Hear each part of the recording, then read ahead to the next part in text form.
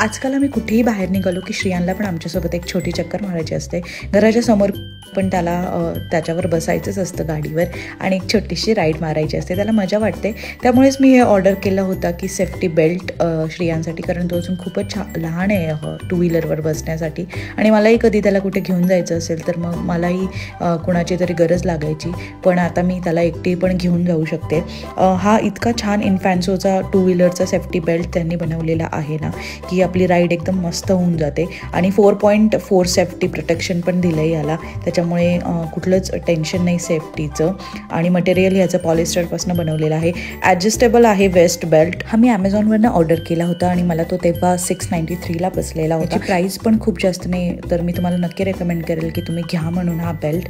आणि हे तुम्ही 2 वर्ष ते 8 वर्षाच्या मुलांपर्यंत वापरू शकता.